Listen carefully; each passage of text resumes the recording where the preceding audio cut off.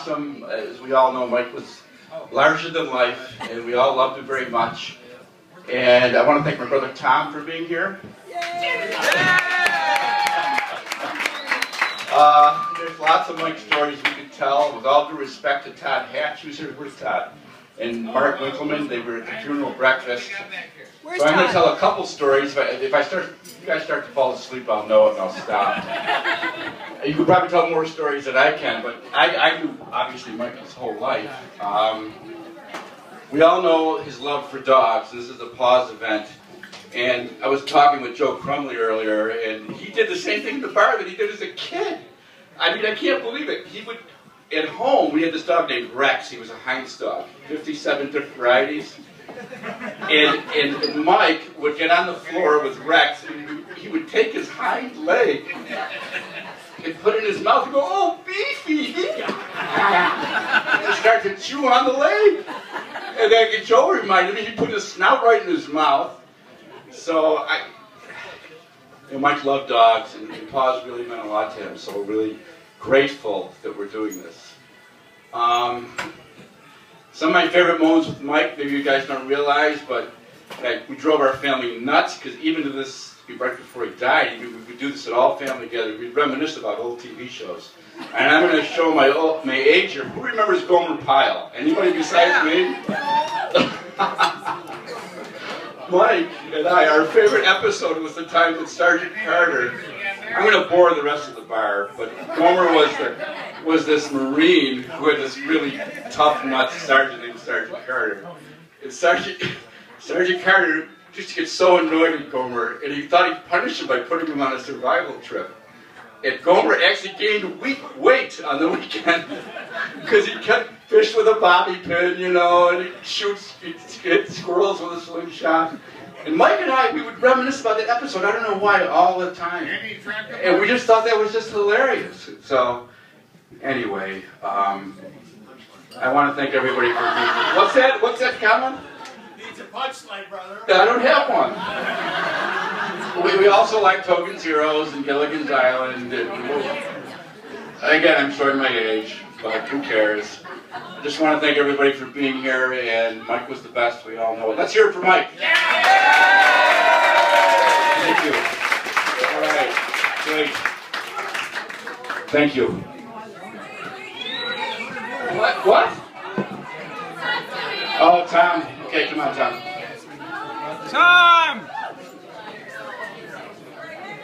But my favorite story is, and I'm glad you're here, you did it right in this part. Beefy, oh Beefy! He'd bite the dog's tongue away. Here we go. Thank you, brother. Well, I'm Mike's older brother, Tom, and Hey, Tom! you know, older brothers have this gig that you have to kind of keep everybody up. And it's been really rough the last month without it. But Mike would want me to say that, you know, this is a great party, never better. So, you know, this is Mike's untimely demise kind of vindicated something my mother had been saying for years, you know, because after Mike passed, there was a terrible storm here, and his coffin had to remain in Chicago for several days while they got a plane big enough to carry it out of O'Hare. And so, something that we finally got him to Buffalo, and it was beautiful, but something that Virginia Lauria, our beloved mother, who is still with us at 88, and she said, it rings in our head from childhood, Mike Lauria, you're going to be late for your own funeral. And he was. And in her own way, she's very proud of it. But the sad part is she doesn't know he died. She has Alzheimer's, and we elected not to tell her. Much better. Yeah. No, she's in a better place, actually, even if she's still with us. But Dad does know he died, and that's been rough. But he sent... Tell us about the funeral we missed. And the gentle rose. Yeah, we had a great funeral for Mike. It was serious in the Catholic Church, and then at his the after funeral breakfast, we had a great time. And people told the funniest stories about Mike, you wouldn't believe it. My nephew Rich's father probably golfed with Mike more than anyone else in the world, as much as Mike golfed. And Mike had a trouble analyzing his own game. And as Rich would like to point out, Mike would go to tee up, and he'd have his cell phone under his chin, and he'd be talking business at the same time he's trying to take a shot. And of course, that's not going to work out too well. He'd blow the shot, he'd throw the cell phone down, and he'd say to his friends, "Damn it, why I can't prove my golf game?"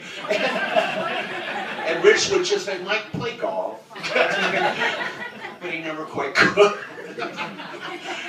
And I really want to thank everybody here. I think that PAWS is about the best organization we've seen for animal rescue, and we're grateful Paula is here, who founded PAWS. Give them lots of money. Mike did.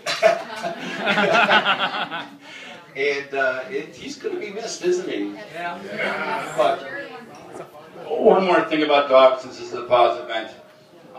Mike loved 2 black labs, one named Cinders and one named Jackie. And he would play with these dogs up at